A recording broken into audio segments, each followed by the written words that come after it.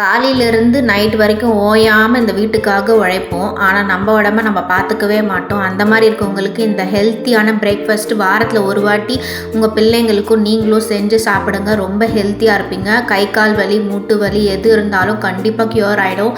வாரத்துக்கு ஒரு வாட்டியாவது எடுத்துக்கோங்க. பிளட் நல்லா இம்ப்ரூவ் ஆகும். அதே மாதிரி குழந்தை பிறந்தவங்களோட உடம்பு வீக்காக இருக்கவங்களுக்கு இதை கொடுத்து பாருங்கள். நல்லா ஸ்ட்ராங்காக ஃபீல் ஆகுவாங்க. இப்போ பார்த்தீங்கன்னா ஒரு 3 டம்ளர் தண்ணி ஆட் பண்ணிக்கோங்க. அதில் 1 கப்பு வெல்லம் ஆட் பண்ணிக்கோங்க. அதுக்கப்புறம் பார்த்திங்கன்னா 2-3 ஏலக்காய் போட்டுட்டு உப்பு போட்டு நல்லா பாயில் பண்ணிக்கோங்க. ஜஸ்ட்டு ஸ்ட்ரெயின் பண்ணாவே போதும். பாகு வரணும்னு அவசியம் இல்லை.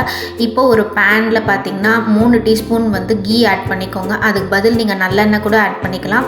2 டீஸ்பூன் எள்ளு ஆட் பண்ணிக்கோங்க. அதுக்கப்புறம் 2 டீஸ்பூன் தேங்காய் துருவல் ஆட் பண்ணிக்கோங்க.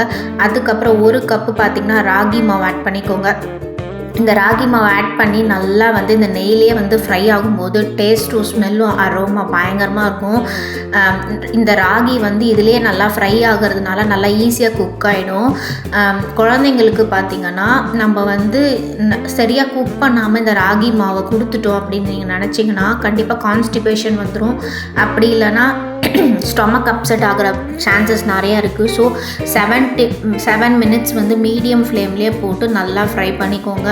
ஒன்ஸ் இந்த மாதிரி கலர் பாருங்கள், லைட்டாக ப்ரௌனாக ஆனதுக்கப்புறம் நம்ம தண்ணியை இப்போ நம்ம ஸ்ட்ரெயின் பண்ணி வச்சுருக்கோம் இல்லையா, அந்த தண்ணியை நம்ம ஆட் பண்ண போகிறோம். இப்போ பாருங்கள், ஜஸ்ட்டு ஃபில்டர் வச்சுட்டு ஆட் பண்ணிவிட்டு நல்லா கட்டி இல்லாத மாதிரி ஸ்பீடாக கலக்கிட்டே இருங்க.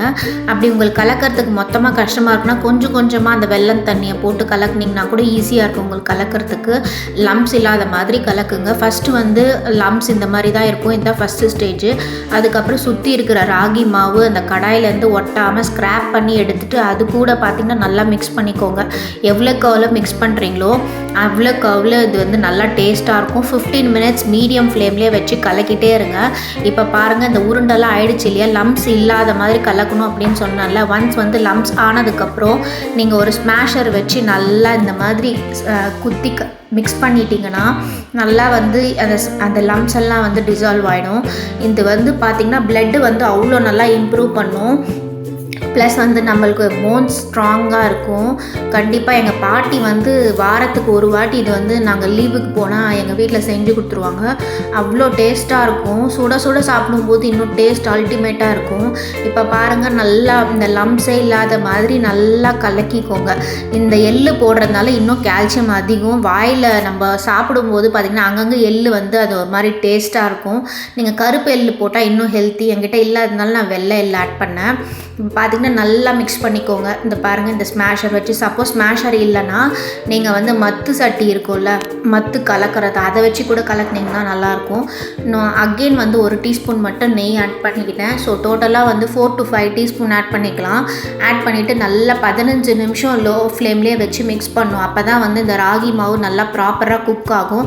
இது எப்படி குக்காக இருக்கும் நம்ம தெரியணும்னா கையில் தண்ணி தடவிட்டு இப்படி வச்சு பார்த்தா பாருங்கள், ஒட்டவே இல்லை. அதுதான் கரெக்டான பதம்.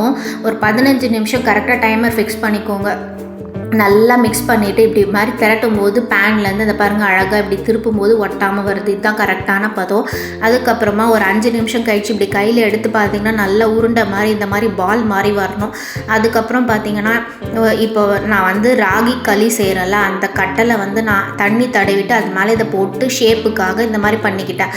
சப்போஸ் உங்களுக்கு ஷேப் அவசியம் இல்லைன்னா கூட அப்படியே ஸ்பூனில் வச்சு கொடுக்கலாம்.